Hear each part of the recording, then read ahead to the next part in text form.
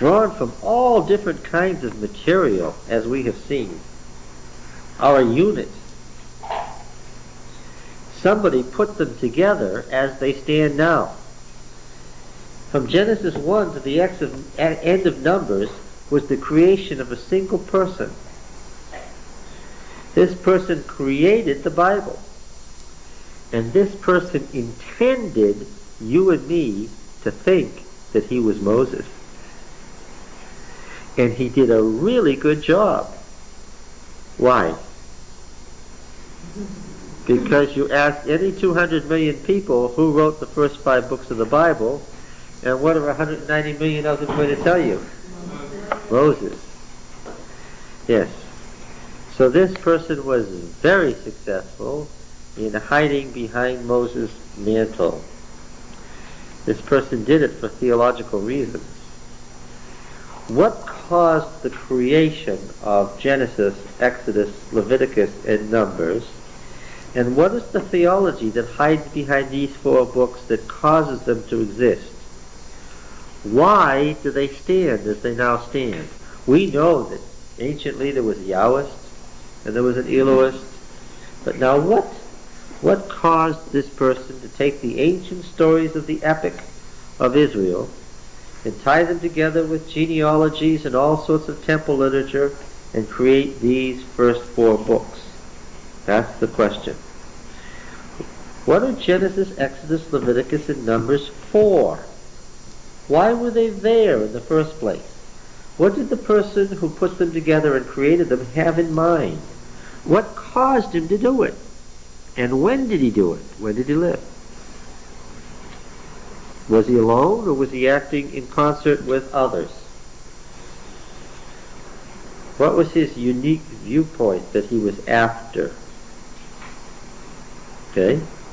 Now, of course, these are questions we normally would ask before we begin Genesis 1:1. Why don't we discuss this then? There's no way to discuss the theology of Genesis through Numbers until what? Till you've read Genesis through Numbers. Then you can make some comments. Okay? We can't really consider the book of Balaam apart from because you see, the book of Balaam is the last section of Numbers. Right? Now, you probably know when you're writing a huge work like Genesis, Exodus, Leviticus, and Numbers, that what you say first and what you say last has something to do with what's up in what you're writing, right? There's something in the book of Balaam that has to do with Genesis 1 that makes it logical that Genesis 1 is the beginning and Balaam's prophecies are the end. Now, just like a lot of other sections, the book of Balaam pre-existed the priestly writer who put these books together. But as with many other of his sources, he overwrites it. What do I mean by overwriting? It's like what we saw when we looked at the Yahweh story of the flood. The priestly writer didn't rewrite it. Otherwise, we wouldn't know what the original story looked like. What did he do? He didn't rewrite it. He overwrote it. Meaning what? He added words, sentences, paragraphs, introductions, conclusions that gave the original story what?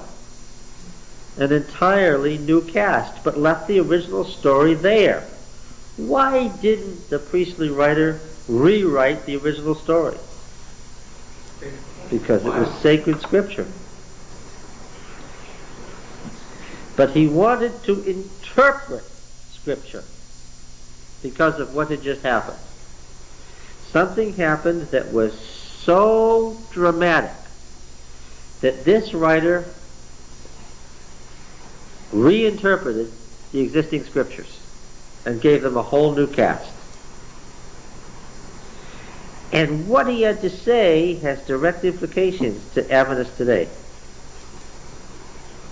Has to do with Adventist theology. Okay? Now isn't this fun? Can anybody tell me what the little book of Balaam is about as it now stands? Hint, it's not about Balaam. Not about Balak. It's not even about the Exodus. Yes? This afternoon, it seemed like the most striking thing was the blessings on Israel.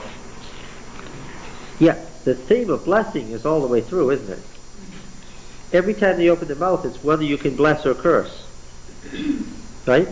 Where do you first hear about blessings in the Bible?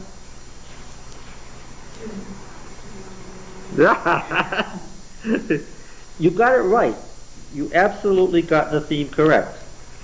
The blessings on Israel. It's not exactly on Israel that's the striking part. It builds up to something, but it's the blessing theme.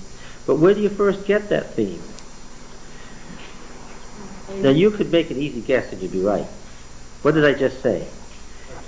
Genesis what? 1. Okay, yes.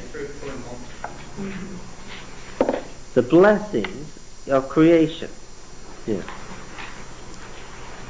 Do you know how the blessings of creation narrow down, Richard? It's the blessings on all creation, right?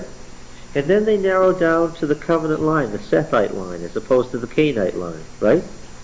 And then they narrow down to Noah and his family. And then they narrow down to just Shem. And among the Shemites, they narrow down to just the line of Abraham, right? They narrow down finally to just Israel. More and more blessings on fewer and fewer people. Okay? And finally, the blessings narrow down to somebody within Israel. And that's what the book of Balaam is about. The priestly writer has included it because he's up to something. He's shifting his theme of blessing again. Now, since the book of Balaam is the conclusion to the whole story, we'll just read it, but we're not going to get the whole effect until we go back and reread the whole story and get the high points. Well, what happened? It's a simple story. It's only 5 pages long in our Bibles. Not that that wasn't a giant work in ancient times when you were writing on a scroll. There was a whole book unto itself at the time, but it's a little section in ours. Chapter 22:1, Then the people of Israel set out and encamped in the plains of Moab beyond the Jordan at Jericho. That's not part of the story, as we're going to find out. Now Balak the son of Zippor saw all that Israel had done to the Amorites, and Moab was in great dread of the people, because they were many. Moab was overcome with fear of the people of Israel, and Moab said to the elders of Midian, this is how the Moabites and the Midianites got linked together later in that story about the Midianite princess came in with the prince of Israel, and they were committing adultery inside the tent of meeting, right? It's the fact that he speaks to the Midianites. Said to the elders of Midian, this horde will now lick up all that is round about us, as the ox licks up the grass of the field. So Balak, son of Zippor, who was king of Moab at that time, sent messengers to Balaam the son of Beor at Pethor, which is near the river Euphrates, in the land of the Amorites, Amal, to call him, saying, Behold, a people has come out of Egypt to cover the face of the earth, and they are dwelling opposite me. Come now, curse this people for me, since they are too mighty for me. Perhaps I shall be able to defeat them and drive them from the land. For I know that he whom you bless is blessed, and he whom you curse is cursed. That's the theme statement. By now, you are used to the fact that when you have got a literary section, there's going to be a beginning, a middle, and end, and a theme. Right? And by now you should be able to spot the beginning of a story as once upon a time. And when you hear, and they all lived happily ever after, you know what? You got to the end. Yeah. So here's the theme statement. He whom you bless is blessed, and he whom you curse is cursed. And that sets off bells. By now, I know that the theme of blessing and cursing is the theme of the priestly writer. Let's go back and see that again. Where was that blessing business? Well, of course, there were blessings in creation. And the blessings were lost, and then came the flood. Genesis 9. Go back to Genesis 9.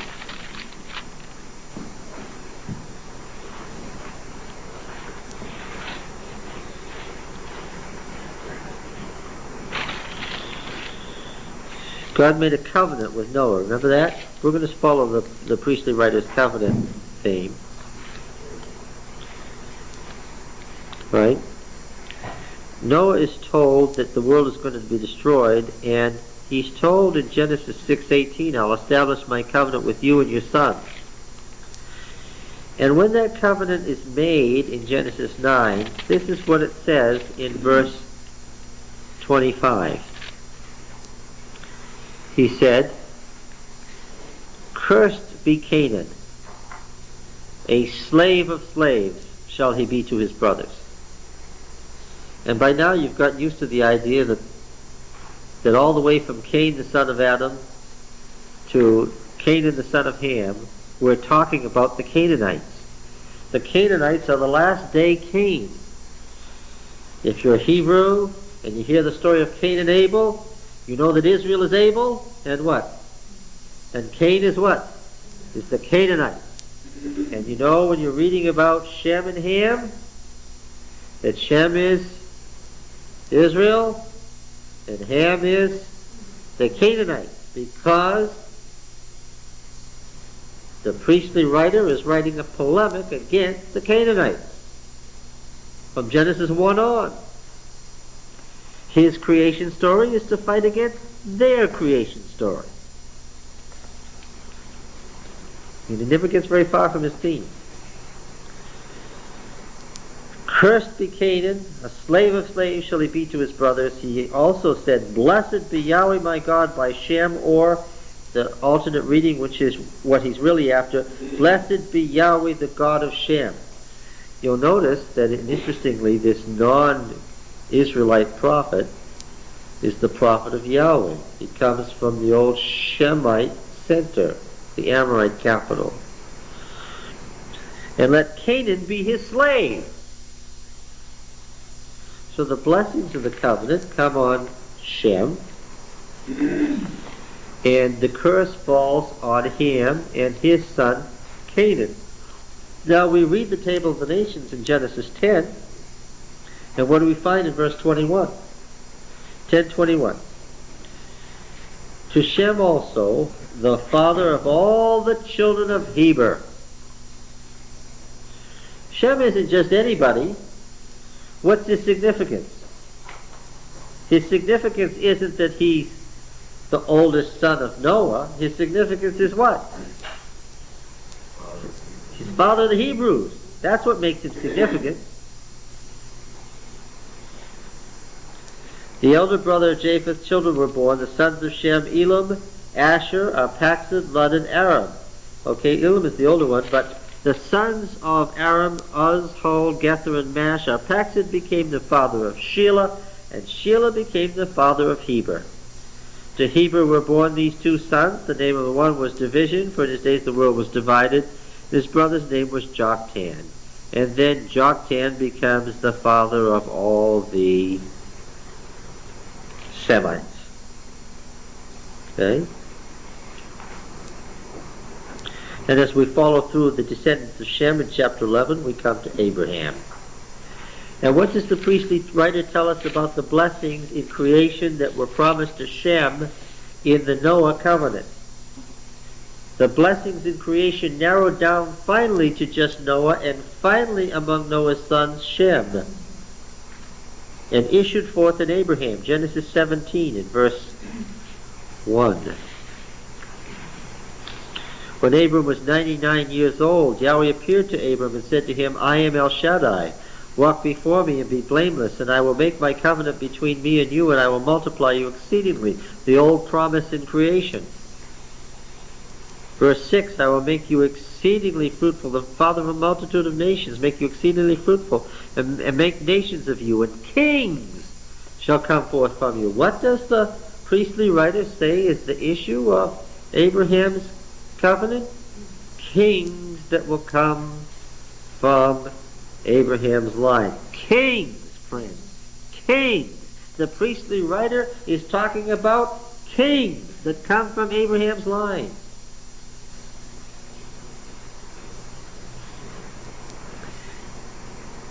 And I will make nations of you, and kings shall come forth from you, and I will establish my covenant between me and you and your descendants after you throughout their generations, for an everlasting covenant to be God to you and to your descendants after you, and I will give to you and your descendants after you the land of your sojournings, all the land of Canaan.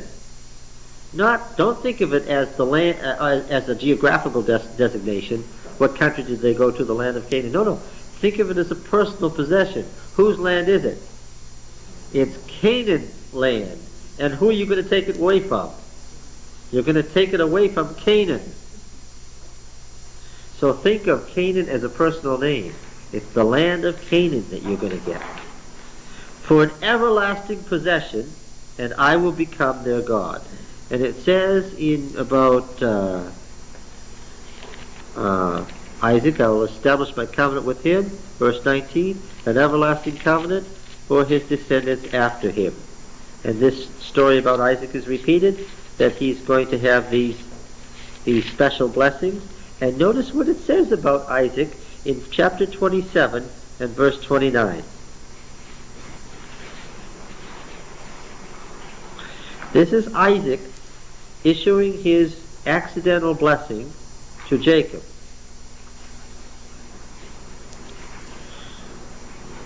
Let peoples serve you, and nations bow down to you. Be Lord over your brothers, and may your mother's sons bow down to you.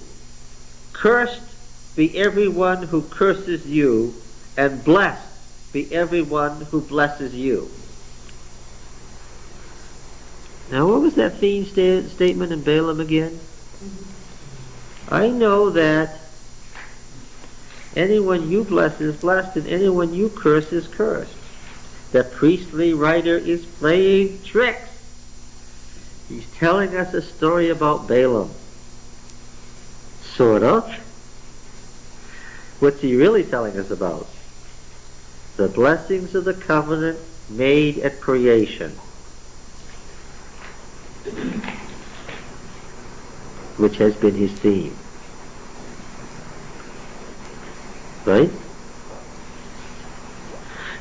And it doesn't go to the Ishmaelites, and it doesn't go to Esau, and finally the blessing is revealed where? Where is the blessing revealed? There's the promise of the blessing to Noah. The covenant is reestablished with Noah. There's a promise of blessing to Noah. The covenant is reestablished with Abraham. The promise of the blessing is made to Abraham. And through Abraham, Isaac, Jacob, Joseph, the promise of the blessing. But it's never achieved. We're not told how the blessing, until when? Where do we have to get to find out the blessing is revealed? Huh? So where are we? What event? On the birth of the... So we call that the Exodus. The departure from Egypt and the possession of the land of Canaan isn't a promise anymore, it's what? Yeah. The destruction of Egypt is the beginning of the destruction of Ham, because Egypt is Ham, is one of the Hamite countries in Genesis 10. The whole sequence of events from the departure to Egypt to the destruction of Canaan is what? It's the fulfillment of the promised blessing that was promised in creation. So where's the blessing of the covenant revealed? It's revealed at Sinai, halfway between Egypt and Canaan. Halfway? Exactly halfway, as we're going to see. Because the priestly writer is going to tell us that we're halfway there when we get to Sinai. He is? Well, how is that so? Well, let's see how he structured his books. He has a genealogy in Genesis 5 that we studied at length. And it's a very unusual genealogy. The structure of this genealogy is found nowhere else in any other genealogy that's known.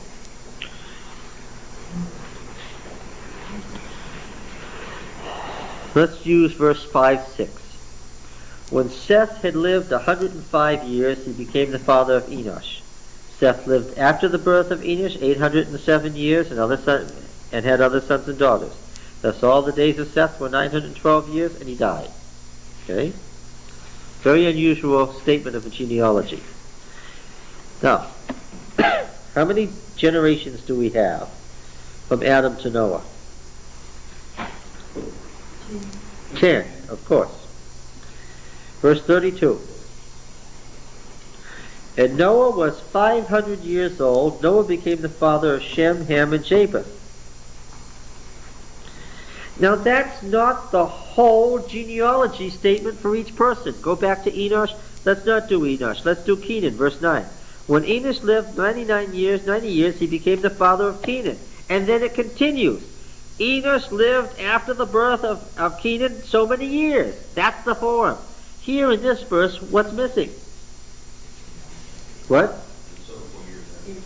And he had the other children and so forth. The rest of it is missing. It's cut right in the middle. Is the rest of it anywhere?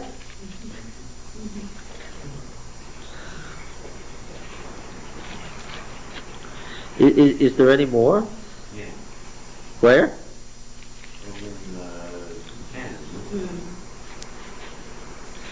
No. 10 is the Table of Nations, which he has used. It's actually chapter 11 and verse 10.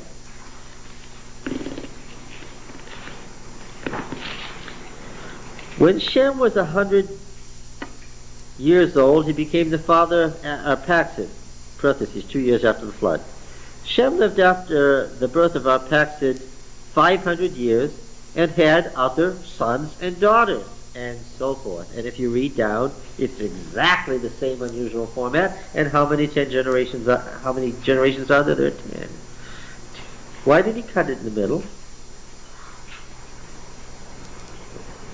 Why did our author cut the genealogy in the middle? And he had rewritten the flood story, as we already saw, with an introduction and conclusion and how many scenes? 7. No, it was a chiasm. You got this. You did that right. How many was it? It was 5 up and 5 down. She wrote the flood scene with 10 panels. He overwrote the old Yahwist flood story. And he kept adding numbers. The priestly writer loves genealogies. He loves structure. He loves time. He's a priest. They keep records of time in temples. Instead of 40 days, it's 110 days, and then it's 117 days. And the fact that those are the different numbers of days between certain feasts in the ancient temple structure, he's using the festal calendar. And he tells you that the flood conformed to the calendar of the temple. You like that, huh? And then the liberal critic comes along and says,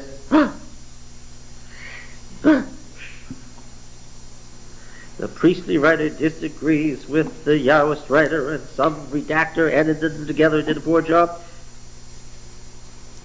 No, that isn't what happened at all. There was no redactor. The priestly writer overwrote, not rewrote, overwrote the Yahwist flood story and added his temple details to it. To tell you the whole thing was part of the temple structure. The temple that was in heaven. The thing was already functioning, but it wasn't on earth. Where is the temple revealed on earth? Where is the temple revealed on earth? What? The Garden of Eden. No. Didn't you say that the garden? What? Garden is the forerunner of the temple. Where's the temple revealed on earth? Huh? Zion? Oh, that's centuries too late. Although the priestly writer wants you to think of Zion, yes. Sanctuary, yeah. Yes, the temple's revealed on earth at Sinai, when the sanctuary comes down from heaven to earth. Okay, now, this genealogy is the beginning of his structure. Watch. Genesis 1:1. It's hard to believe that from Balaam we should be back here. In the beginning, El created Elohim, or El or Elohim, it doesn't matter, created the heavens and the earth. The earth was a formless void. So forth, right?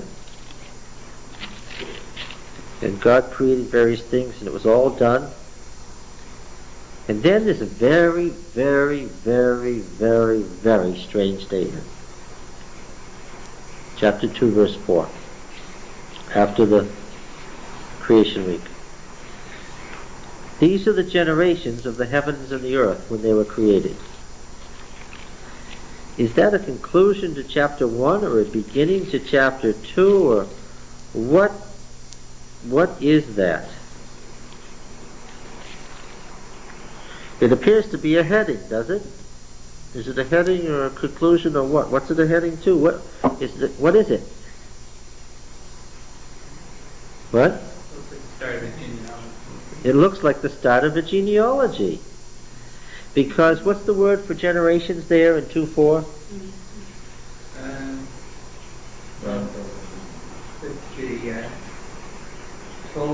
Toledo, right, Toledo. Generation Toledo means that these are the genealogy.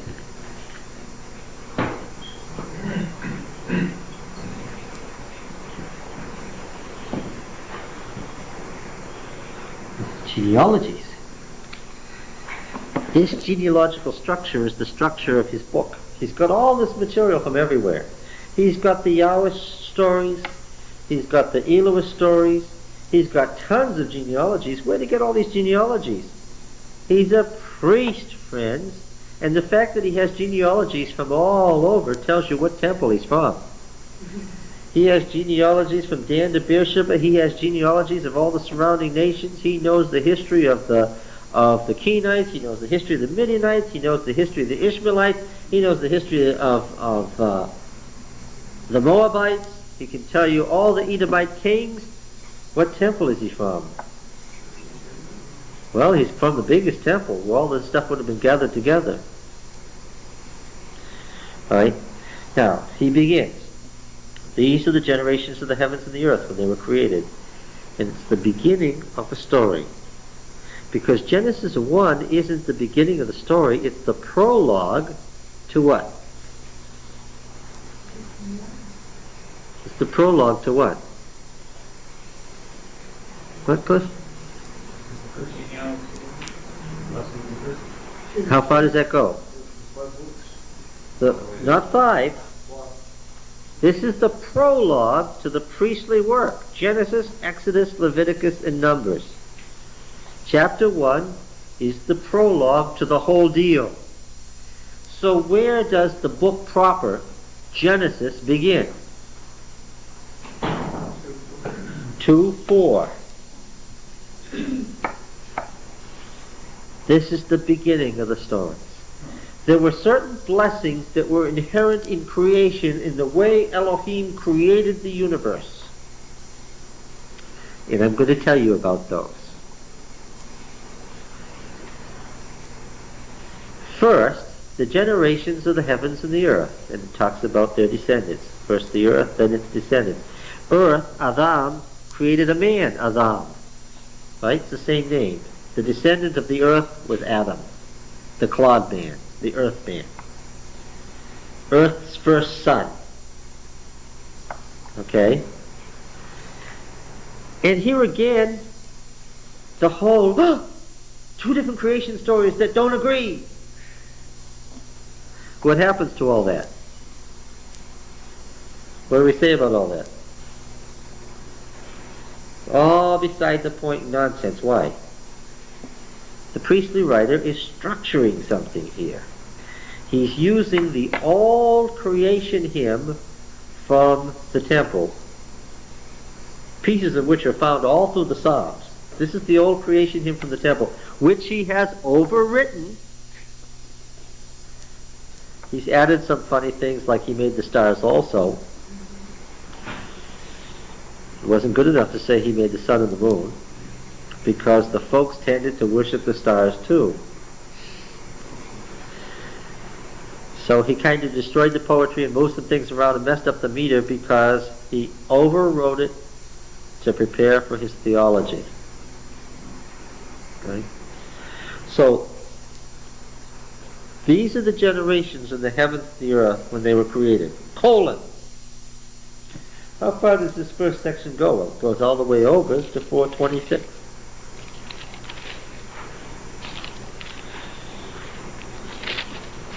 We get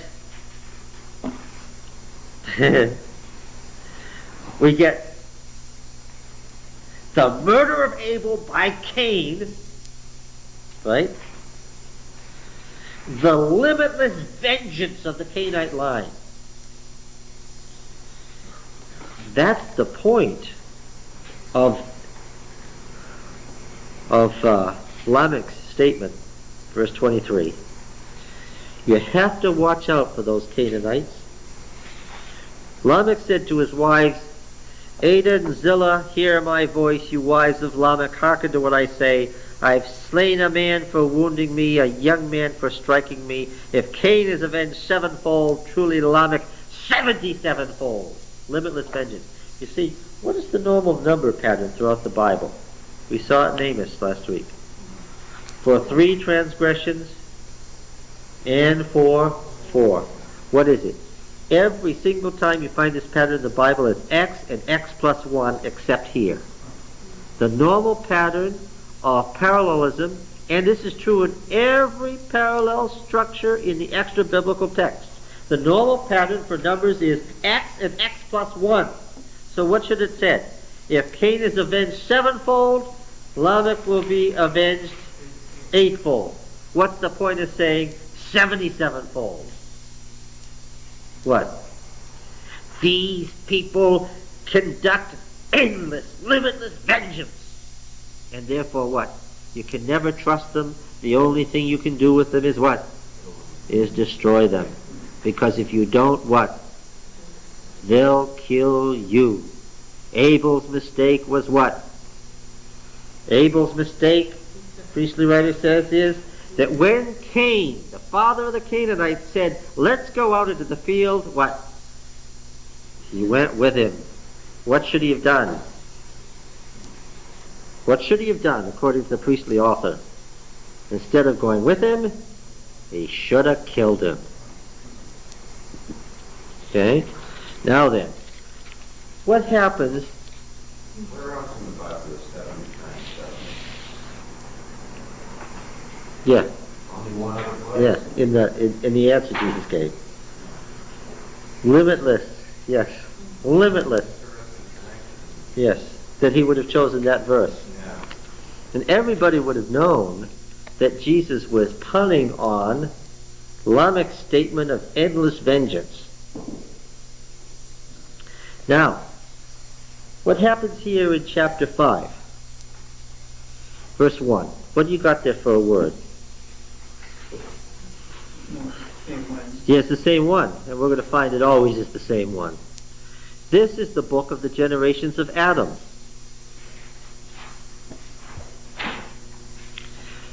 Calmness explains the presence of Genesis 2:4 where it is, which commentators have argued over for centuries. Why is Genesis 2:4 where it is? These are the generations of heaven and the earth. People have argued about that for centuries. It's the structure of the priest's material that he's putting into order, following his theme.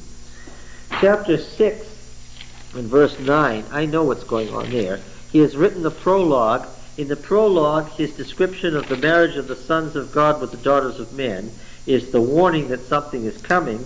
And these are the generations of Noah, introduces the story of Noah, the flood, the sons, the covenant, the blessings, Right? That's his next section.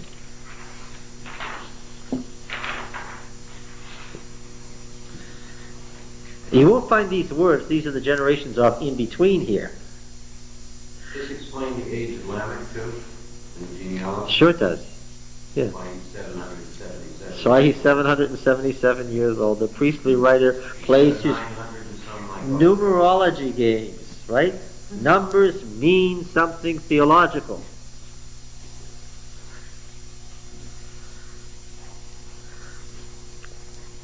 Now then, where do we go next? Well, we've gone all the way through the flood story and we get to the blessings on Shem. And then we have 10.1, section 4, 10.1.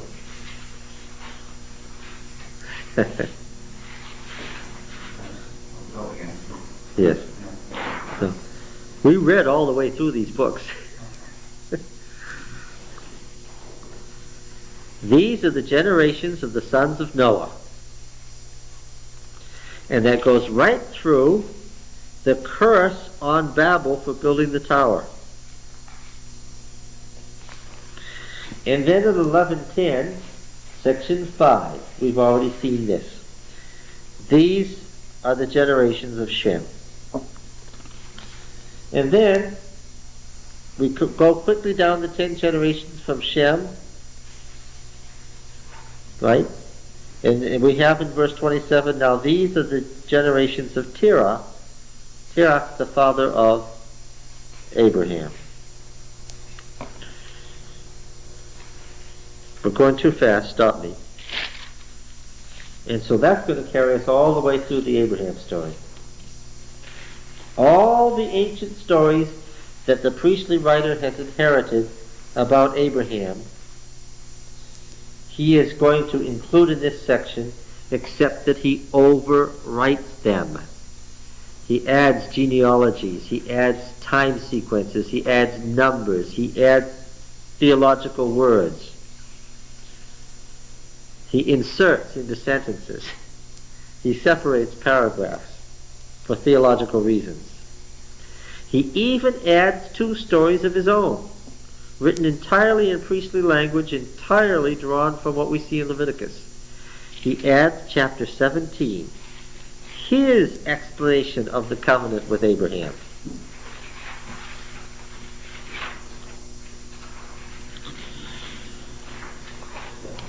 The whole of chapter 17, we already have the giving of the covenant of Abraham in chapter 12.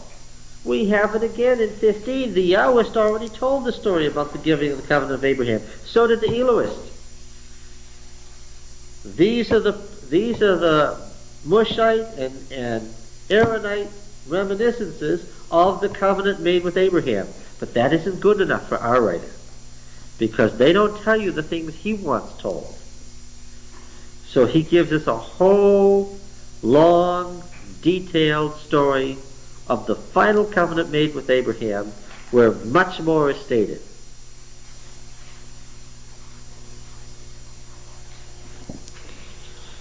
All right? And oddly enough, in this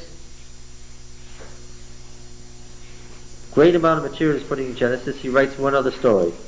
The story of the cave of Machpelah, because it's the first legal ownership of the land of Canaan. And that's important to him.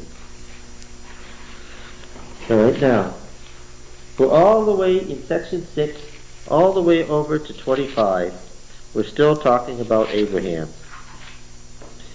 Even the death of Sarah in 23, with the purchase of the cave of Machpelah, all in legal terms drawn from the temple ritual, the purchase of the cave of Machpelah, 24, the marriage of Isaac. This is why, since he's imposing on it, this is why we have some oddities in the text. When does Isaac die? Does he die when Jacob leaves, or does he die years later after Jacob's come back? It's because the priestly writer is imposing a structure that wasn't there in the stories that we get some oddities. Now 25:11. And then in chapter 25, verse 12, we have the beginning of section 7. These are the generations of the Toledo, the genealogies of Ishmael. These are the genealogies of Ishmael. And then we have, all he has here is a genealogy, Ela Shemot, these are the names, genealogy. And there's a number of these are the names, genealogies that he has included.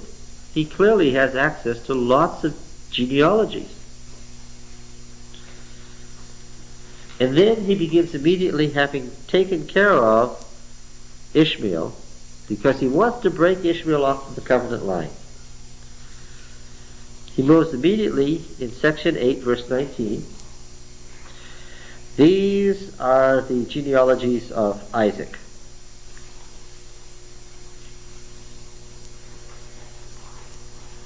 Okay?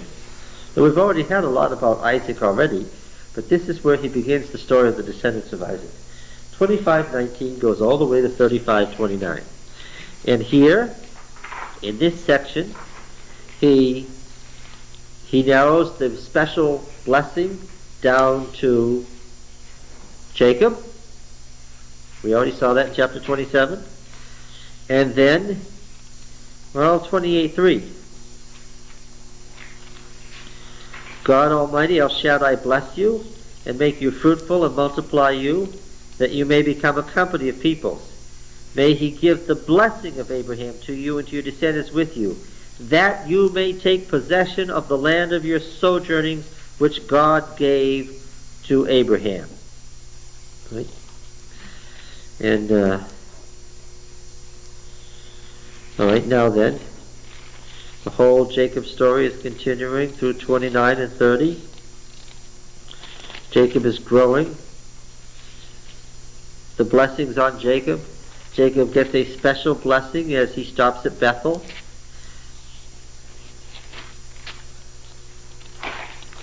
He comes to meet, in 32, he comes to meet Esau. And what was it that he said to the divine being, Peniel, the face of God? What was it that he said to him? The divine being said, let me go, the day is breaking. And he said, what? I won't let you go unless you bless me. The priestly writer is following his theme.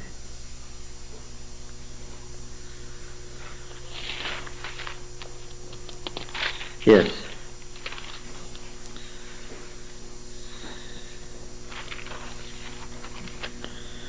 He returned to Bethel, and the blessing is confirmed in the Bethel temple.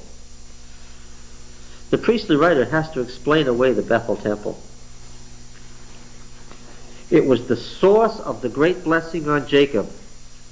The reason Bethel became a curse was what? The priestly writer has to explain how Bethel, the great site of the covenant blessing on Jacob, became a curse. The reason was what? The calf. The calf that Aaron made, the calf that Jeroboam made, was where? At Bethel. 35:11. And God said to him, I am El Shaddai. Be fruitful and multiply. A nation and a company of nations shall come from you, and kings shall spring from you. I know when the priestly writer wrote. I know when he wrote. Why? He keeps... During the monarchy. Must be during the monarchy. Why? That just refers to one of the blessings that was evident in creation is what? The possession of the land and the kings that will rule the world. Does this have anything to do with Balaam? What was it Balaam said over there at the end? What was Balaam's last blessing? The one that the book of Balaam is really about. What was his last blessing?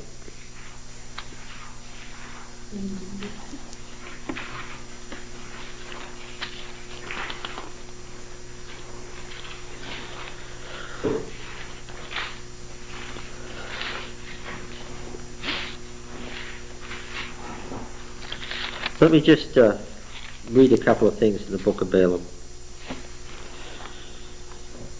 Verse 6, 22:6. He whom you bless is blessed. He whom you curse is cursed. Verse 12. God said to Balaam, you shall not go with them. You shall not curse the people, for they are blessed. Verse 17. I'll give you great honor. Come, curse this people for me. Verse 20. Only what I bid you, you shall do. We'll discuss the whole matter of the angel of the Lord later. Verse 22:38. Have I now any power at all to speak anything? The word that God puts in my mouth, I must speak. Whatever he shows me, I will tell you. And what is it here? Verse 7, let's read this oracle. From Aram, Balak has brought me, the king of Moab, from the eastern mountains. Come, curse Jacob for me, and come, denounce Israel. See the parallelism? How can I curse whom God has not cursed?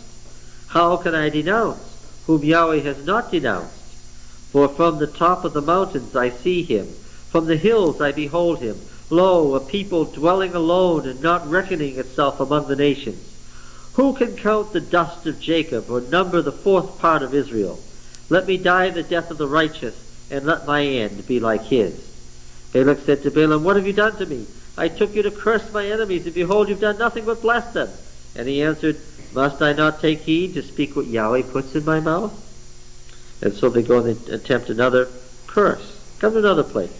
You'll see only the nearest of them. Curse them for me there.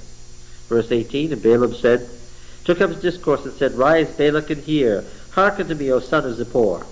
God is not man that he should lie, or the son of man that he should repent. He's not going to change the blessing just by going to a different place. Has he said, and will he not do it? Or has he spoken, and will he not fulfill it? Behold, I received a command to bless. He has blessed, and I cannot revoke it. He has not beheld misfortune in Jacob, nor has he seen trouble in Israel. Yahweh their God is with them, and the shout of a king is among them. God brings them out of Egypt. They have, as it were, the horns of the wild ox. For there is no enchantment against Jacob. It's a direct slap against the Baal religion, against the Canaanite, the worship of the demons, the enchantments of all what we would call Satanism. There is no enchantment against Jacob and no divination against Israel. Now it shall be said of Jacob and Israel, what has God wrought? Behold, a people, as a lioness it rises up, and as a lion it lifts itself. It does not lie down till it devours the prey and drinks the blood of the slain. What's that? Declare a reference to what? What will Israel do? Israel will destroy you. And Balak said to Balaam, the priestly writer is playing a game here, neither curse them at all nor bless them at all. Make them neutral. But Balaam answered Balak, did I not tell you all that Yahweh says I must do? And Balaam becomes a foil for the heathen nations, who were driven on by God's plan, who can't stop it, who can only what? Who can only state it. When Balaam saw that it pleased Yahweh to bless Israel, he did not go as at other times to look for omen, but he set his face toward the wilderness. He didn't look at Israel. He looked what? He looked away from Israel. He put his back to Israel and faced the wilderness. And Balaam lifted up his eyes and saw Israel encamping tribe by tribe. The war camp. He's not departed from his theology. This is the book of Numbers. And the Spirit of God came on him, and he took up his discourse. So he seeing them in vision, he said, the oracle of Balaam the son of Beor, the oracle of the man whose eye is opened, the oracle of him who hears the words of God, who sees the visions of the Almighty, falling down but having his eyes uncovered. How fair are your tents, O Jacob, your encampments, O Israel, like valleys that stretch afar, like gardens beside a river, like aloes that Yahweh has planted, like cedar trees beside the waters. Water shall flow from his buckets, and his seed shall be in many waters. And of course we've already seen this double entendre between water and semen and seed. His king shall be higher than Agag. His king shall be higher than Agag, and his kingdom shall be exalted. God brings him out of Egypt. He has, as it were, the horns of the wild ox. He shall eat up the nations, his adversaries, and shall break their bones in pieces, and pierce them through with his arrows. He couched, he lay down like a lion, and like a lioness who will rouse him up. Blessed be everyone who blesses you, and cursed be everyone who curses you. Right? It's no wonder that this is the conclusion to the story. And Balak's anger was kindled against Balaam, and he struck his hands together, and Balak said to Balaam, I called you to curse my enemies, and behold, you blessed them these 3 times. Therefore now flee to your place, and so forth.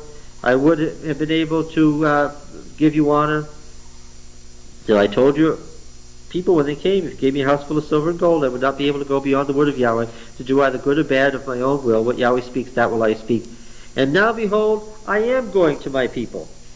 Come, I will let you know what this people will do to your people in the last days. Now the last days are the days of the priestly writer. Now here we should perk up. We should say, why?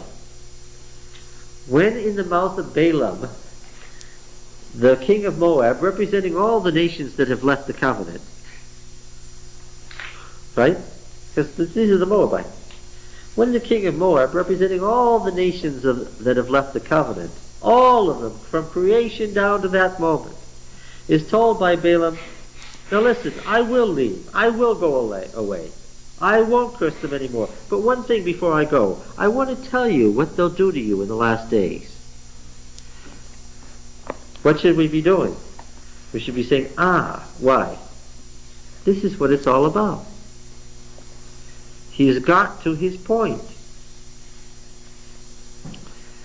He took up his discourse and said, the oracle of Balaam the son of Beor, the oracle of the man whose eye is open, the oracle of him who hears the words of God, and who knows the knowledge of the Most High, who sees the visions of the Almighty, falling down but having his eyes uncovered. I see him, but not now. I behold him, but not near. The time of the Exodus, you see. I see him, but not now. I behold him, but not nigh. A star shall come forth out of Jacob.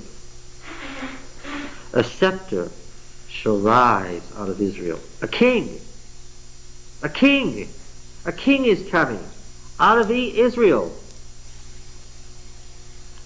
Is the monarchy near at hand at this time? No, it's far off. And a particular king is going to rise. It shall crush the forehead of Moab and break down all the sons of Seth.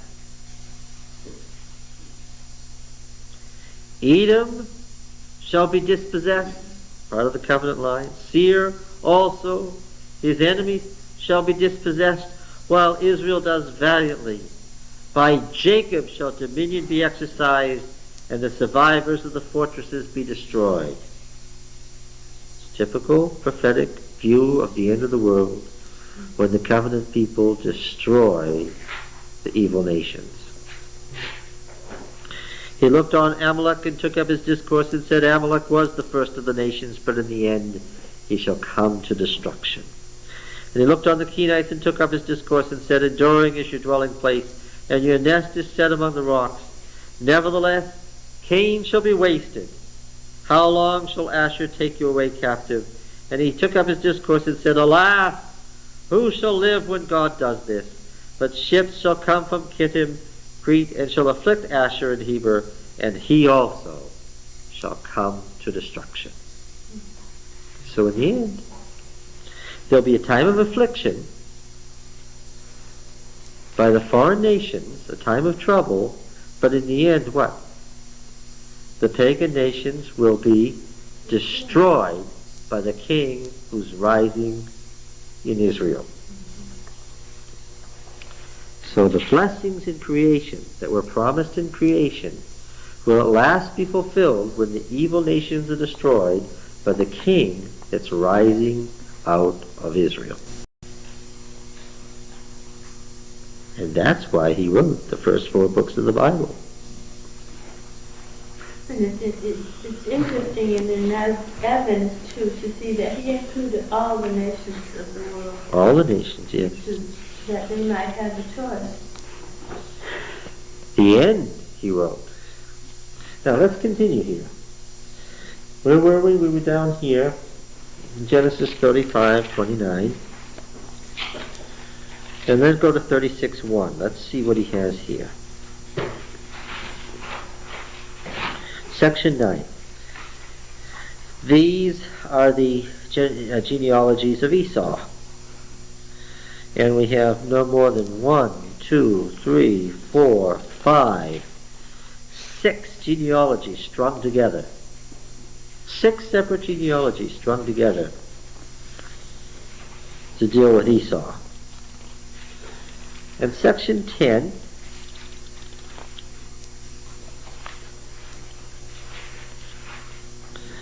some poor fool later has written verse 1, not understanding what the priestly writer was about.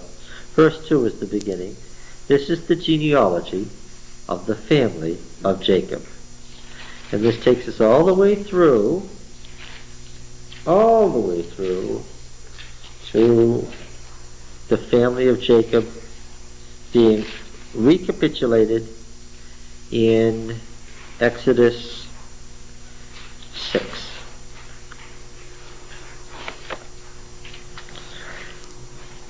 Then he rewrites the flood stories, and now he's off on a different tangent.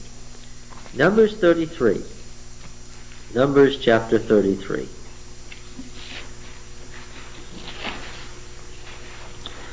Do you remember the famous 40 stations of the Exodus?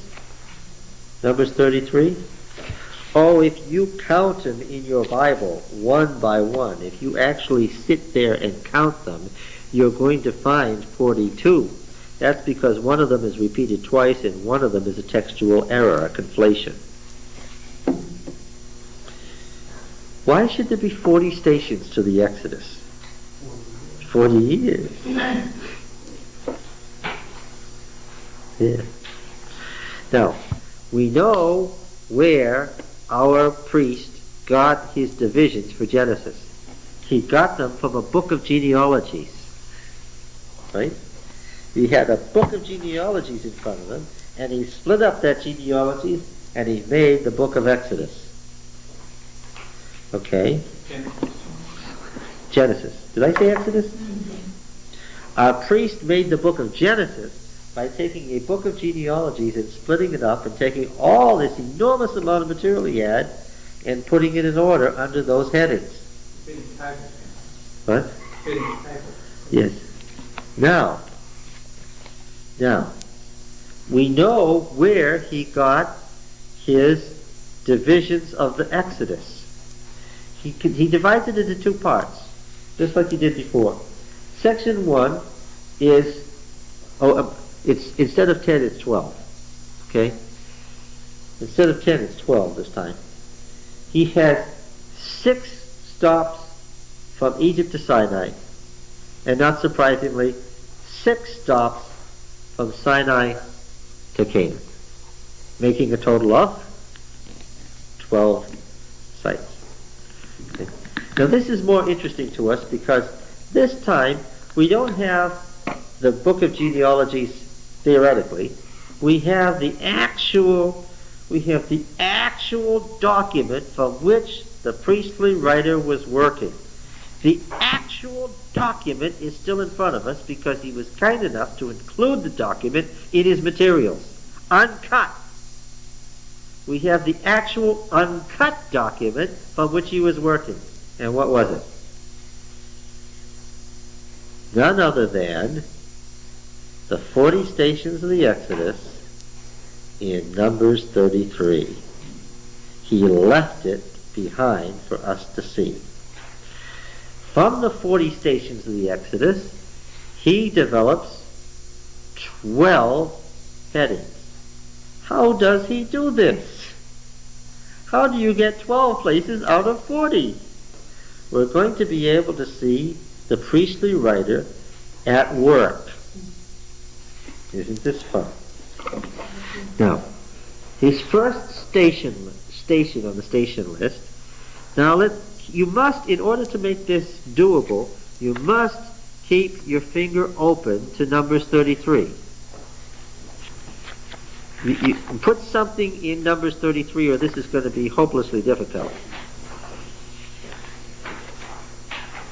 All right, you ready?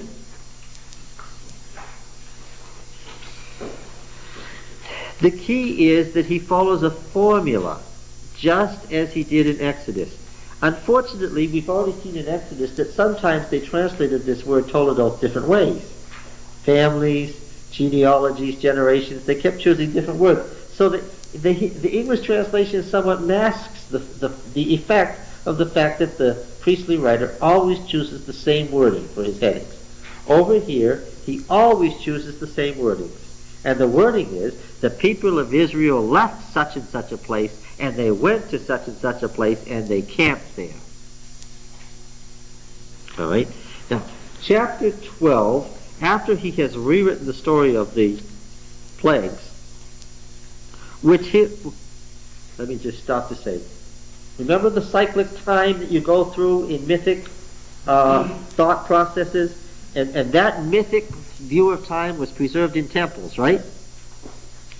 When the destruction of the Canaanites begin, the Hamites, Canaan, same thing. When the destruction of the Hamites begins with the plagues on Egypt, that is the beginning of the process, and what else is it? It is the prediction, it is eschatology, it is a picture of what? This is how God started to destroy the Hamites, and what? This is how the world will end. So if you understand the priestly writer's view of time and what's going to happen, as you read the plagues on Egypt, what are you reading? You're reading the plagues that end the world. And now if you read those plagues again with that in mind, you'll see that he's talking about the end of the world.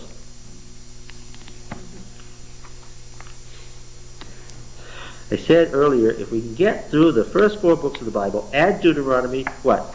We don't need any other books. We don't need Revelation for eschatology because what? We'll already have the whole eschatology in the first 5 books of the Bible. All right? We can already predict how the world will end and what it will be like. We don't even need to read the Great Controversy. We'll already know what the issues are. We'll know if one of the issues is the Sabbath. We'll already know it. Okay, now, what do we have here in Genesis 12, verse 37? Exodus 12, 37.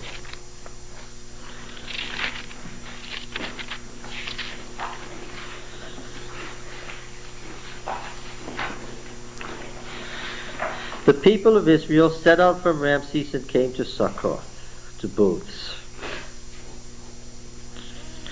The 600,000 men on foot is right from the census in Numbers 1. I think he's nothing if he's not consistent, besides women and children.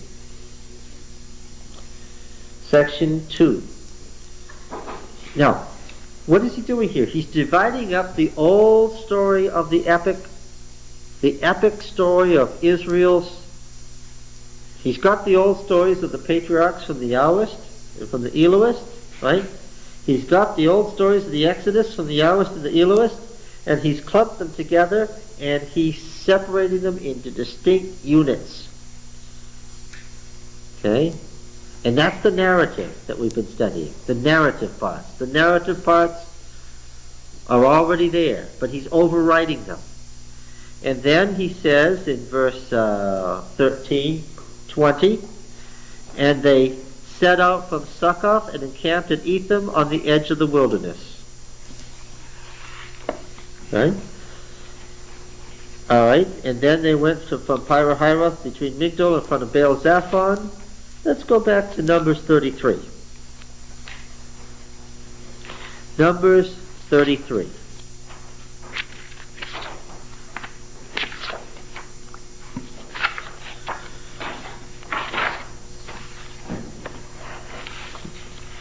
Does everybody have it? Numbers 33, verse 5.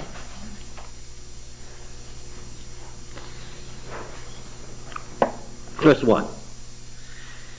These are the stages of the people of Israel when they went forth out of the land of Egypt by their hosts under the leadership of Moses and Aaron.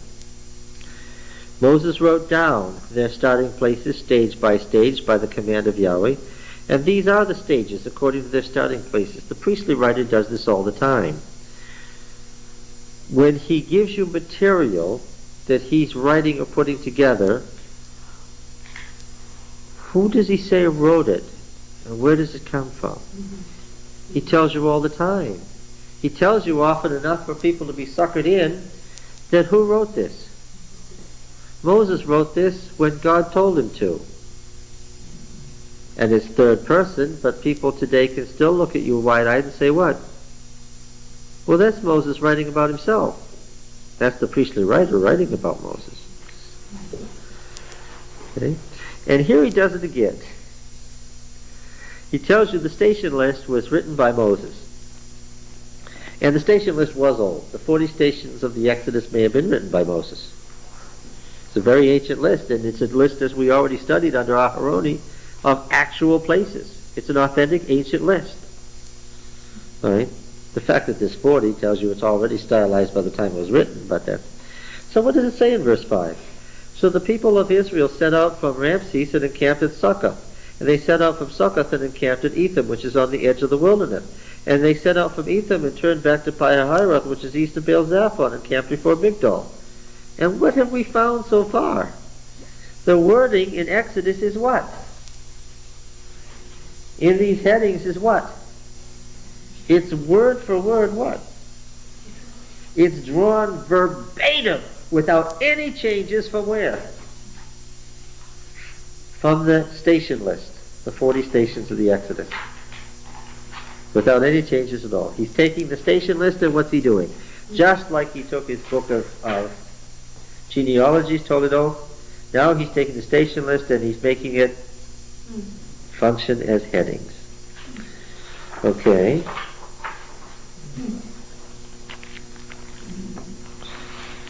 Now what's the next one? Chapter 14, verse 2 we read. Tell the people of Israel, turn back and camp in front of Pi-hahiroth between Migdol and the sea in front of Baal-Zaphon, and camp over against it by the sea. Using his key term, not going to have to do encamp as his catchword. And that goes all the way through the Song of the Sea in 15. Now, what's very interesting is that in Exodus 15:27,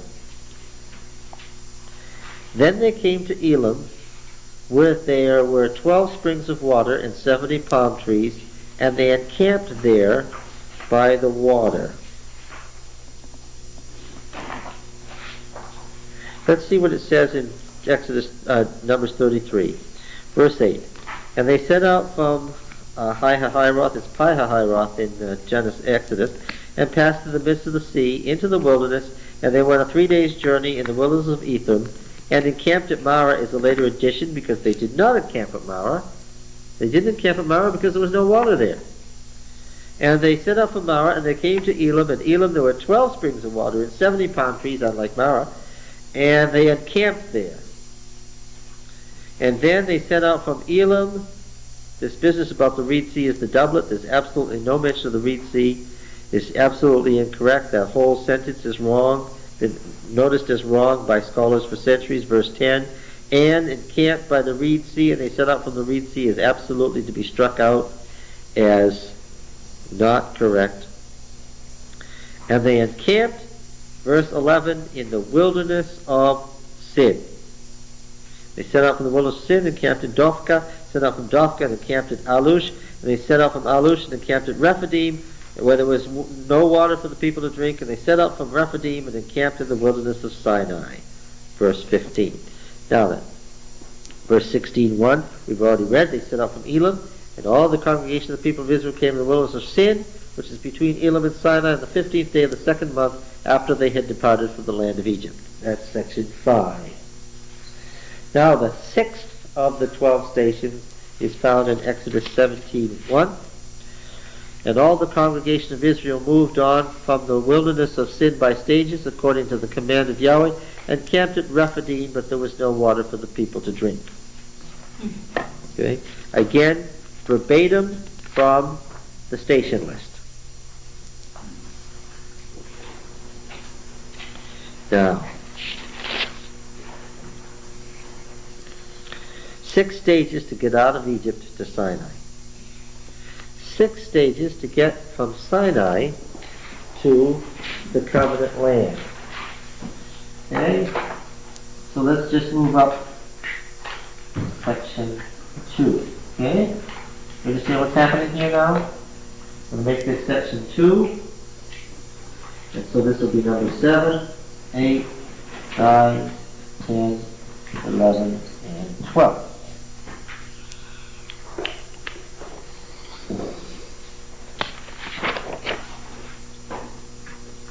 Exodus 19:1 to Numbers 10:10.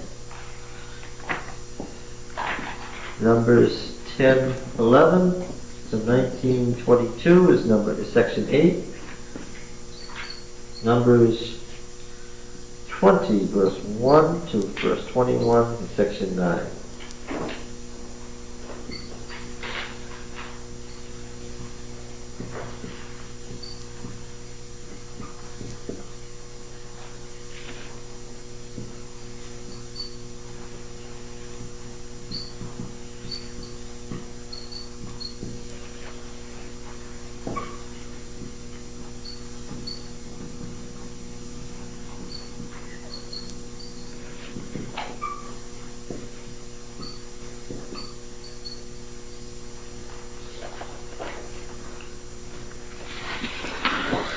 Now, here's where it gets interesting.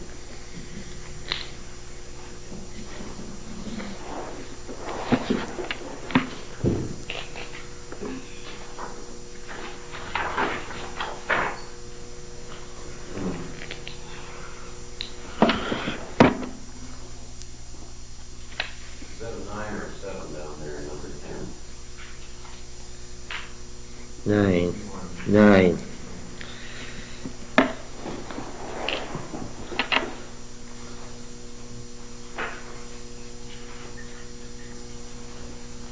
At the end, there's a Deuteronomy 34. And Deuteronomy 34. Somebody sliced off the priestly writer's hand and put it at the end of the book of Deuteronomy when Deuteronomy was appended to the Tetrateuch. The Tetrateuch, that's what we're studying. The theology of the Tetrateuch. An old term, obviously meaning the first 4 books. 19:1. Everybody finished with this? I don't want to go on till you've got it down.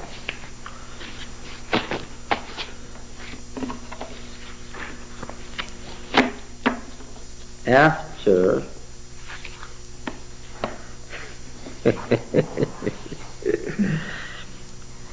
after the Blooms have taught me how to do my manuscripts fast on computer, then we'll turn the handwritten manuscript into something we can hand out. You'll have all this. On the 3rd new moon after the people of Israel had gone forth out of the land of Egypt, on that day they came into the wilderness of Sinai. New moons being temple stuff.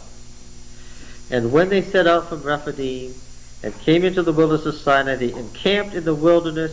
Israel encamped there before the mountain, using his... Now, this heading. They set out from such and such a place and came and encamped at such and such a place, drawn from Numbers 33, does not appear again until after the blowing of the 2 trumpets in Numbers 10. In Numbers 10 verse 11, turn over to it. Numbers 10 verse 11.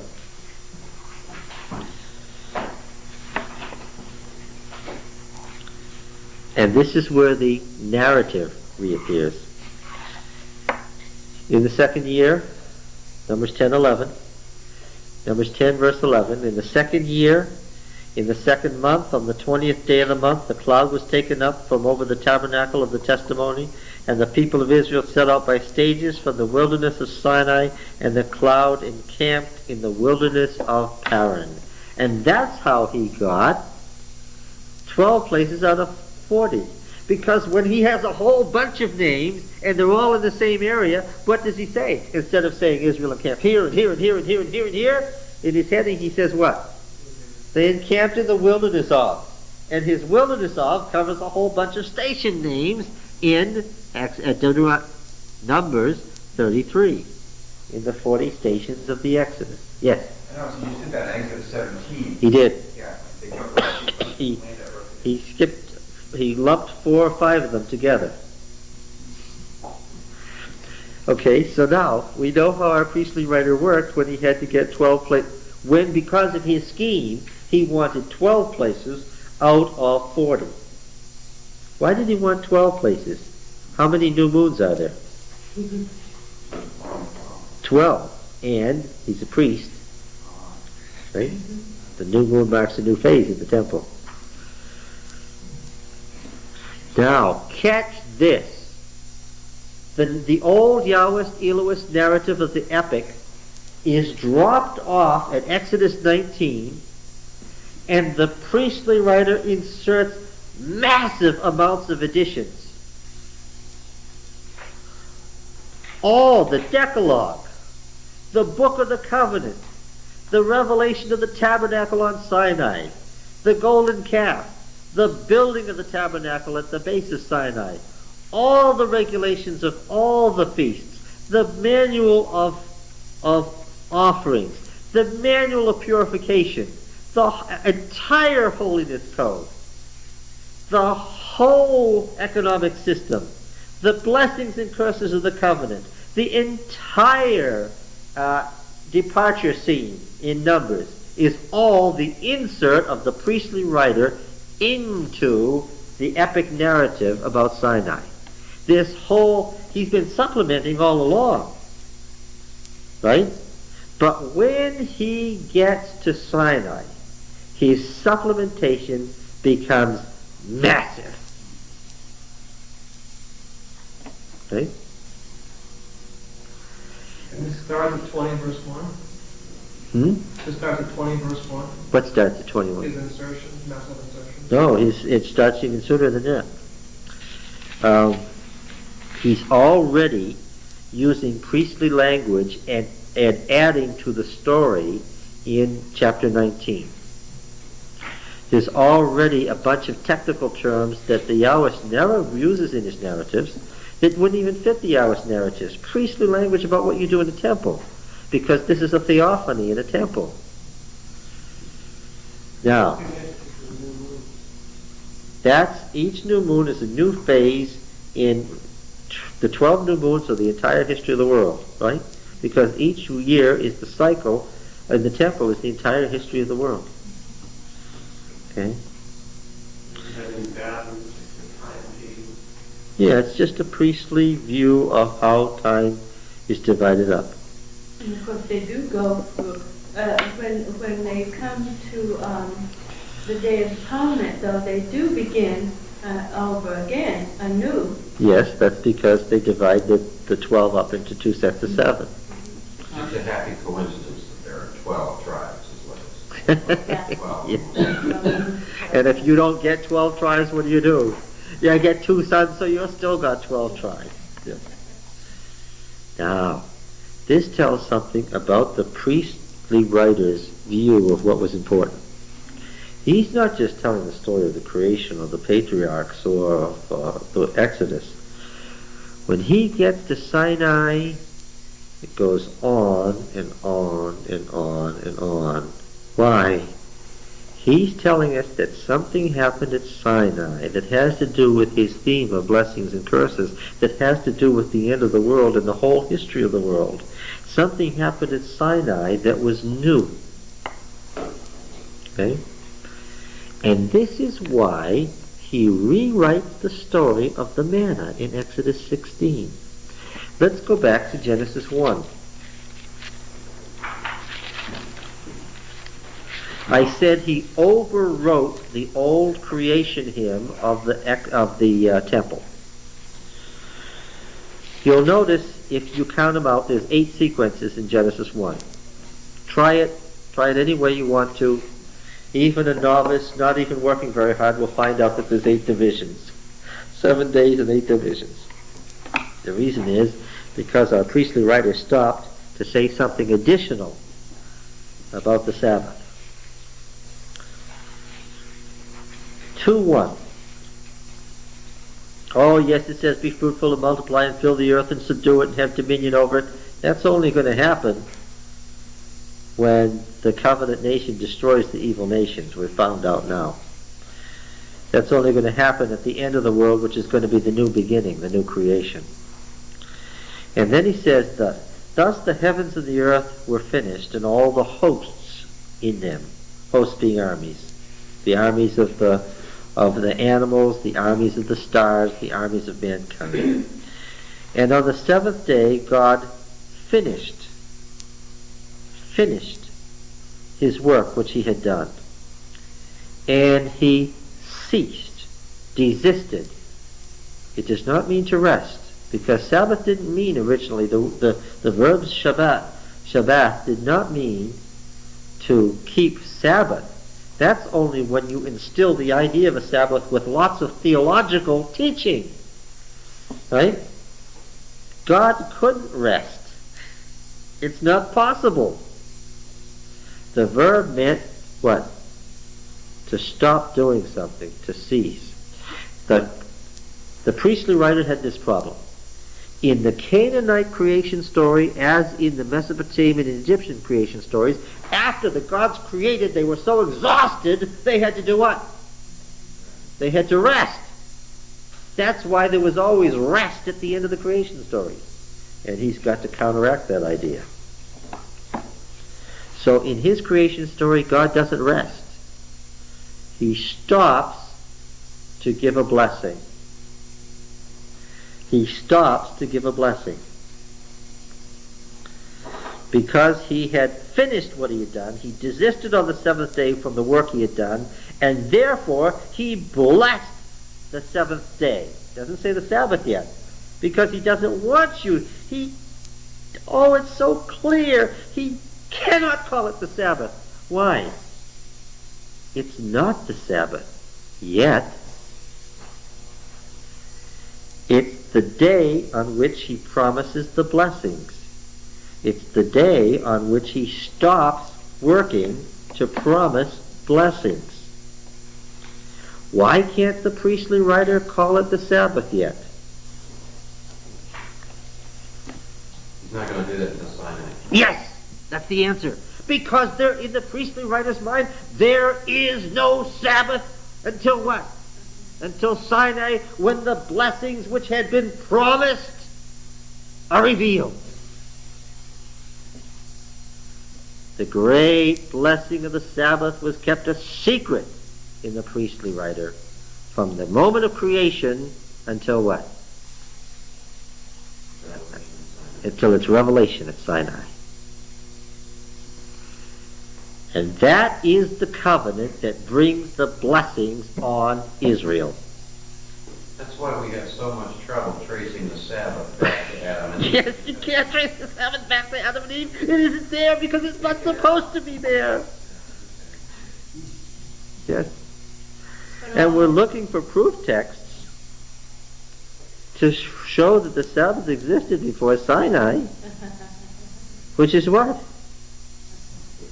That turns the priestly writer's theology on its head. It ruins the meaning of the Sabbath. The Sabbath contains the blessings of creation which were hidden until given to Israel.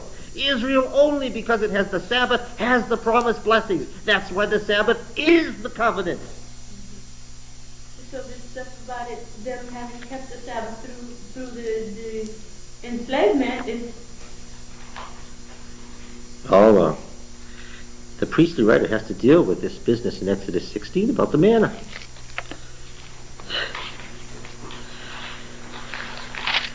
Because the Yahweh seem to be saying that Yahweh has stopped the manna. It's okay. Why? It's okay anyway. Why? Once the plagues have been conducted, the revelation has begun. All right.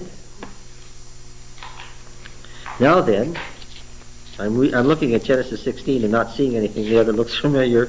It's all about Hagar. Yeah.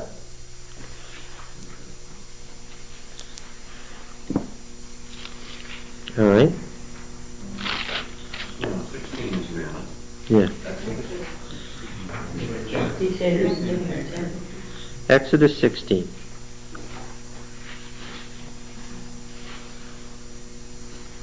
Thirteen and 14. Yeah, the banner comes. Then verse 16, this is what Yahweh's commanded, gather of it. And then what they did so, everybody gathered as much. Don't leave anything till morning, verse 19. They didn't listen, some became foul. Morning by morning they gathered, verse 21. Verse 22, on the sixth day they gathered twice as much bread, 2 omers apiece.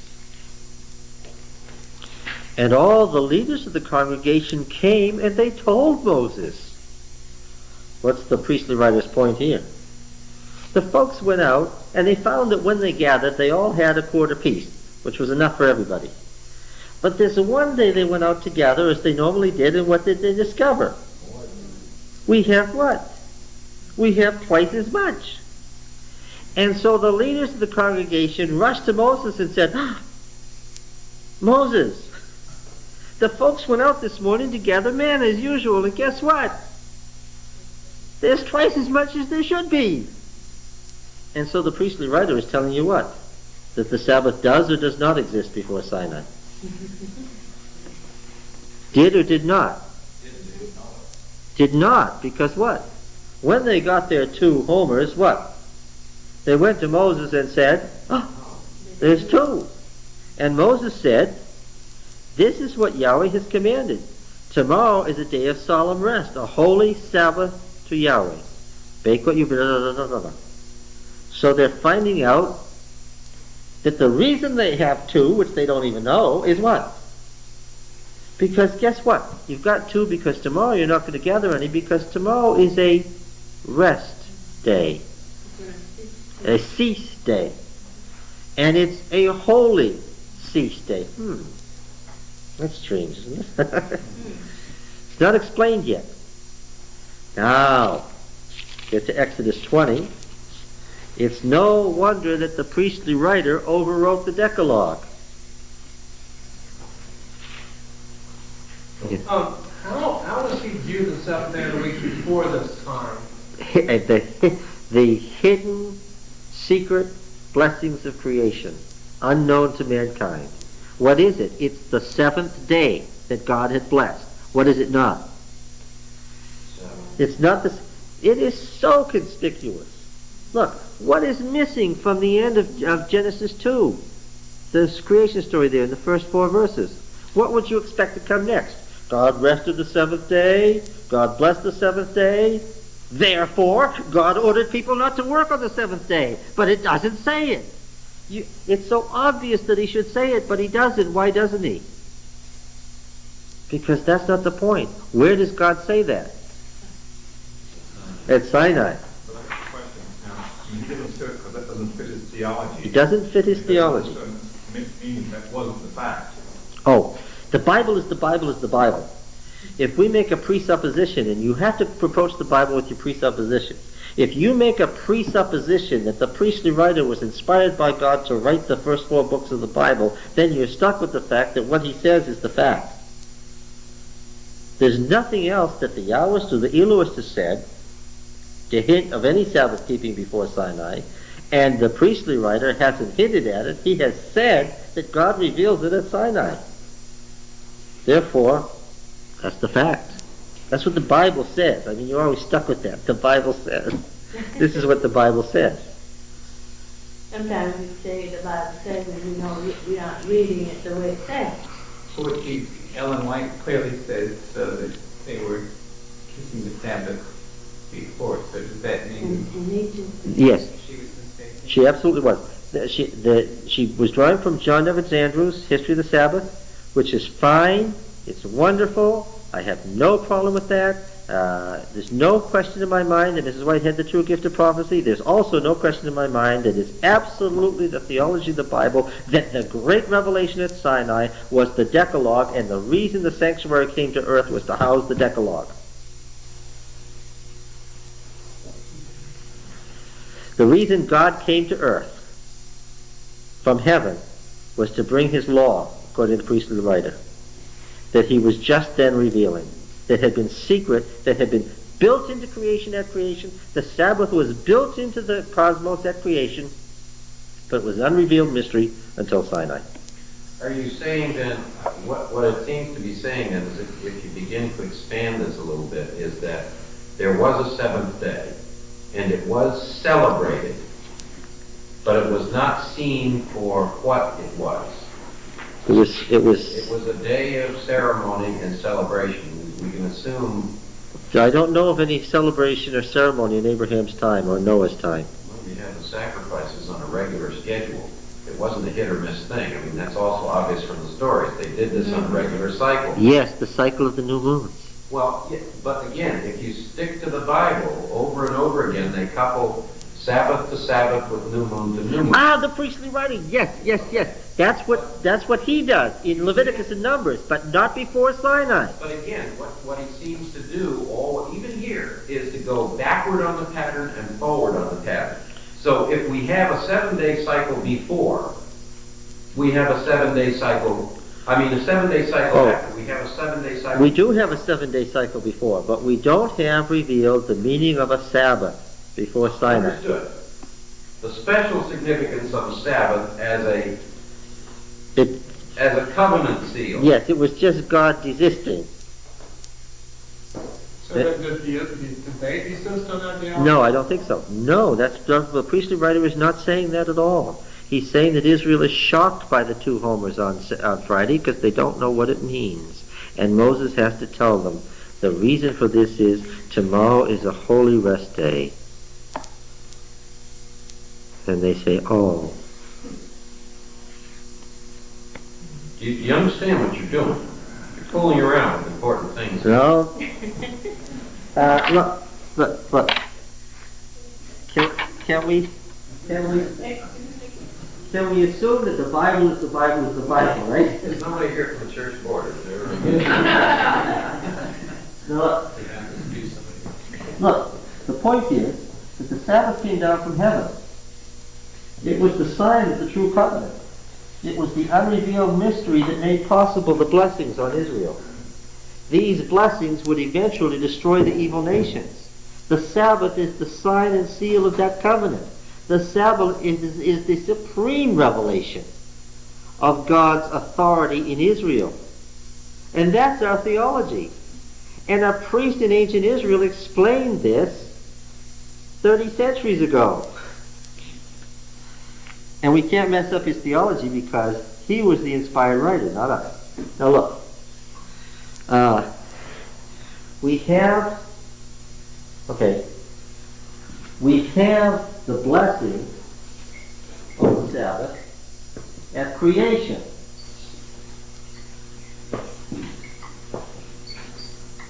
We do not have the priestly writer giving any command. We have the command at Sinai. That means this is a revelation. Okay? Now look. How does he explain the Sabbath in Exodus 20 in the Decalogue? We know that the ancient Decalogue was simply don't do this, don't do that, don't do the other.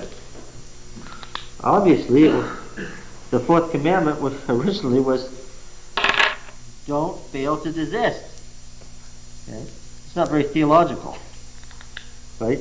The guy who was gathering sticks, what was his problem? He failed to desist. Right? He just didn't stop when he was supposed to. That's not very theological. What does it say here? It says something quite different from that. It says, remember the Sabbath day. That's very theological. That has a whole theology behind it.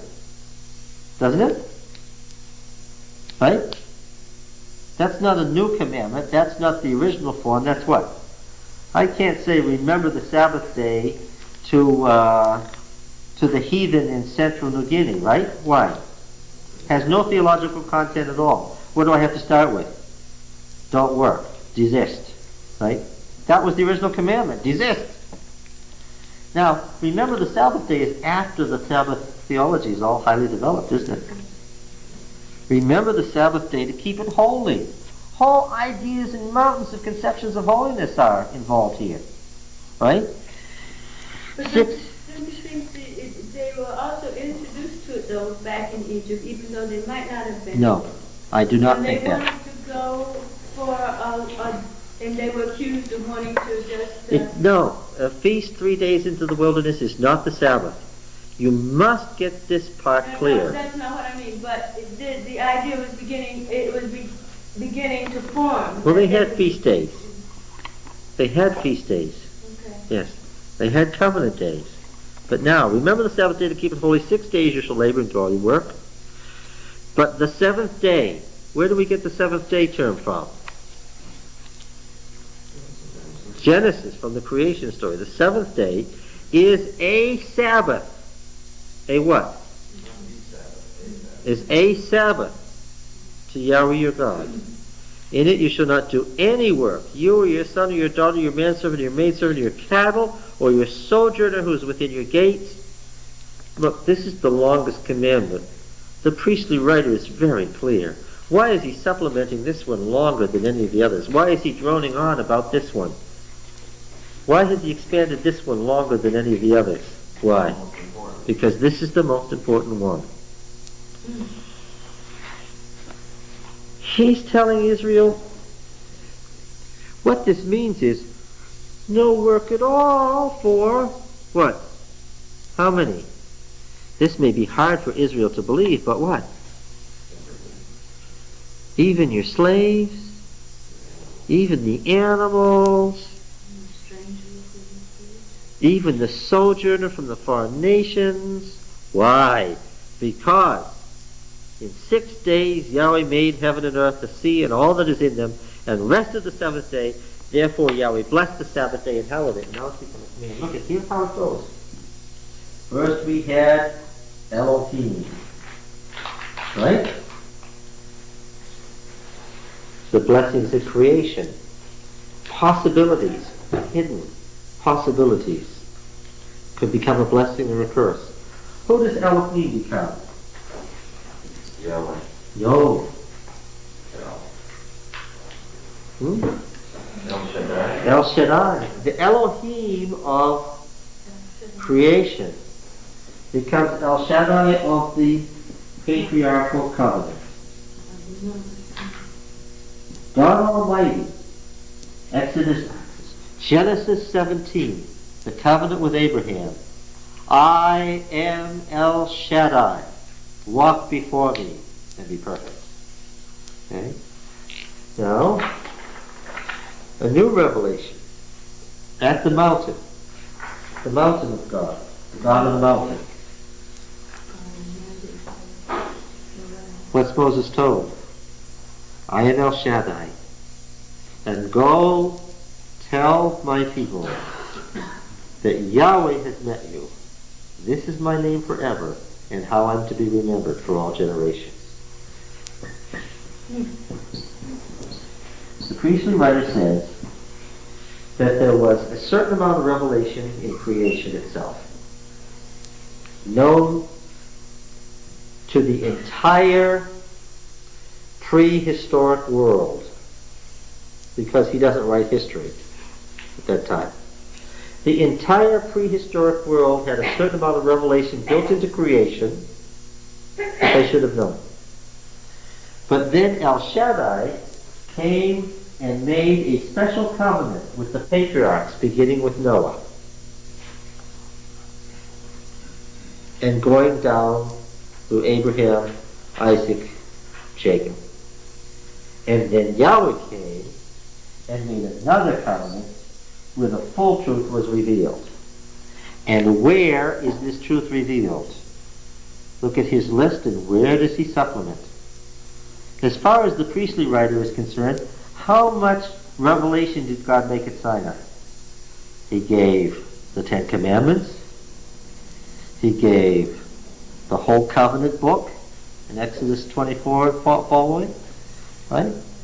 He gave the whole revelation of the heavenly temple, Exodus 25 to 32. He suffered through their breach of covenant, Exodus 33 and 34. He reinstituted the covenant and gave the whole revelation of the temple on earth. The temple in heaven is mirrored by the temple on earth in Exodus. The temple in heaven is 25 to 31. The temple on earth is 35 to 40. They're an exact duplicate of each other. He gave all of the stuff in the manual of offerings, all of the stuff in the manual of purification, all of the stuff in the holiness code. And read the heading. It says, God said to Moses at Sinai, doesn't it? That's how he heads it all. This is what Yahweh said to Moses at Sinai.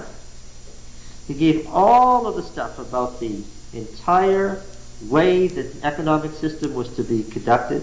He gave the entire covenant promise of blessings and curses, and he gave the entire order for setting up the warfare against the heathen nations contained in Numbers 1 to 10. And all of that was the revelation made at Sinai.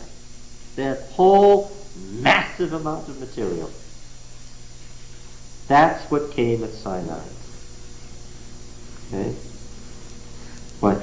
Shimon was telling us that the author of Genesis presupposed all of the sanctuary system and all of that. He presupposed the time sequences, including 7 days. He didn't presuppose the revelation of the Sabbath and its meaning. Okay? Now then, is there much about the Sabbath following this? Oh, and why is this so important to him? And the other long commandment about idolatry. Why are idols and Sabbath keeping so very important to the priestly writer? Who is he fighting against?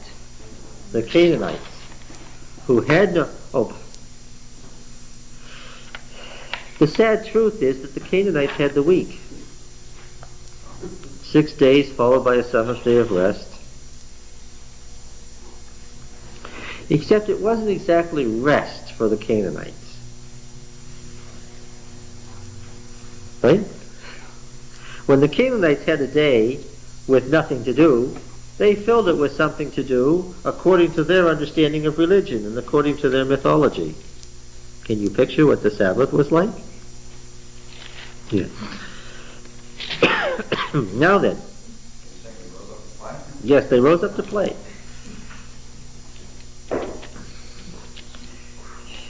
Yes, now, look, you got it. Exactly.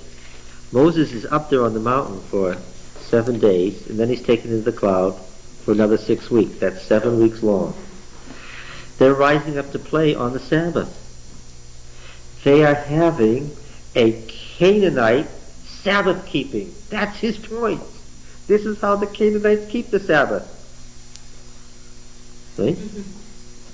And remember his blessings and curses at the end of Leviticus, in Leviticus 26? If you become like the Canaanites, what will you get? The curses that the Canaanites got. Now look, at the end of this heavenly temple section, and there's no other way to describe it, God reveals a temple from heaven. The pattern is from heaven. The pattern is from heaven. Didn't you really say, though, that they would have never thought of the heavenly sanctuary in the earth sort of as they would have thought of it as a revelation of the heavenly one on the earth? Yes. As the earthly equivalent of the heavenly. When God speaks from Sinai, where is he speaking from in the theology of the priestly writer? From the cosmic mountain, right, that's the right answer. And if he's speaking from the cosmic mountain, where is he? He's in heaven. Yeah, he's in heaven.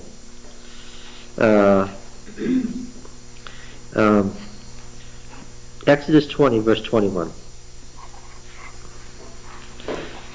And the people stood afar off, while Moses drew near to the thick darkness where God was.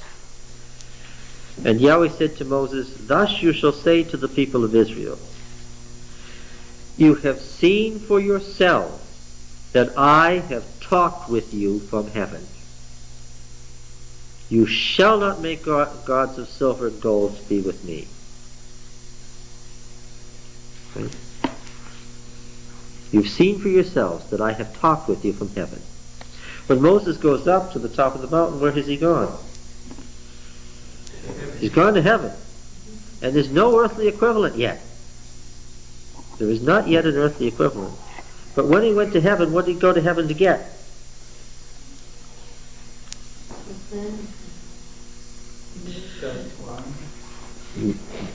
First, and let them make me a sanctuary that I may dwell in their midst, according to all that I show you concerning the pattern of the tabernacle. And to tabernacle means to dwell in a tent. Sanctuary Mikdash is on Kodesh, holy place. Mishkan, Shakan, to dwell. So you shall make it. Then we have the tabernacle from heaven, right? At the end of which, Exodus 25 to 31, we have this. 31:12. You shall keep my Sabbath,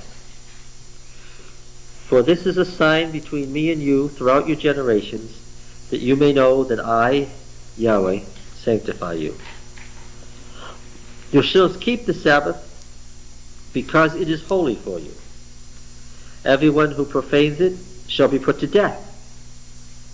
Whoever does any work on it, that soul shall be annihilated from the people. 6 days shall work be done, but the seventh day is a Sabbath of solemn rest, holy to Yahweh. Whoever does any work on the Sabbath day shall be put to death. Therefore the people of Israel shall keep the Sabbath, observing the Sabbath throughout their generations, as a perpetual covenant. It is a sign forever between me and the people of Israel, that in 6 days Yahweh made heaven and earth, and on the seventh day he rested and was refreshed. And he gave to Moses, when he had made an end of speaking with him on Mount Sinai, the 2 tables of the testimony, the tables of stone, written with the finger of God. Now what is the tent of meeting in Canaanite mythology? It's the tent of revelation, where man meets the divine beings. Okay. The sanctuary is the revelatory tent that comes from heaven and is the earthly equivalent of the heavenly temple. It comes down to earth, and it brings with it what? It is really there bringing with it what? Well, it is the cosmic mountain, yes. It brings the cosmic mountain down to earth so that Israel can dwell on the cosmic mountain, and housed at its center is what? Yes, what? What is the presence of God? It's not the bright light, it's not the cloud. What is the presence of God? See if you can think like the... What? The covenant. What is that? What is the covenant par excellence in the priestly writer's mind? The 10 Commandments, the center of which is the Sabbath. The covenant, the tabernacle is there to house the 10 Commandments. That's what it's there for. When the 10 Commandments are in there, what's in there? God is in there. That's all you need to say God's presence is there. And how do you know that God's presence is there? Because Israel does what? It keeps the 10 Commandments. That's how you know that God is there. And what's the result going to be? Israel will get the blessings. And what will happen to the heathen nations? Israel will destroy the heathen nations. They will get the curses. Unless, of course, Israel should do something. What is that? Exodus 26.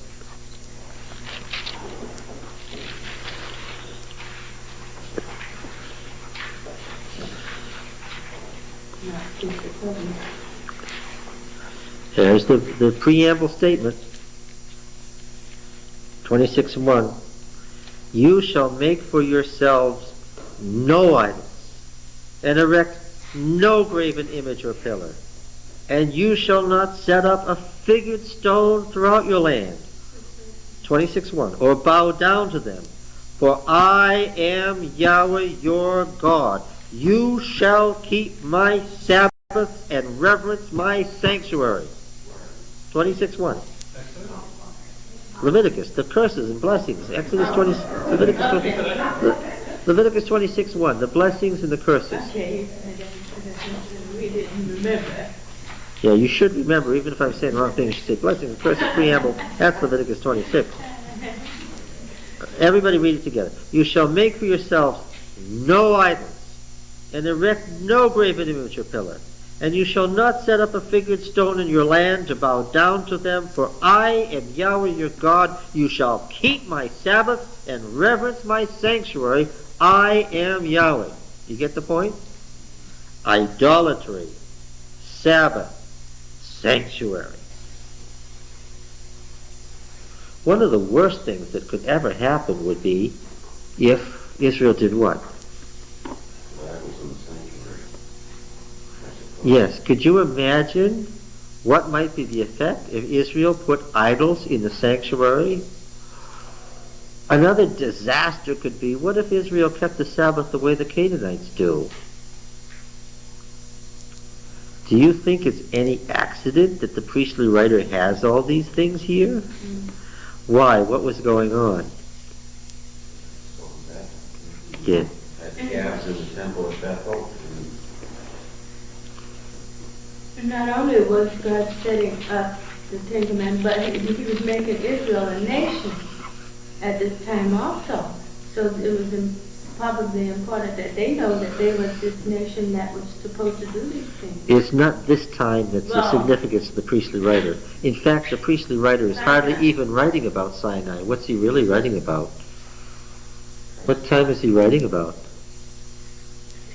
His own day. Now we might ask the question, when is his own day? That's a story for another day.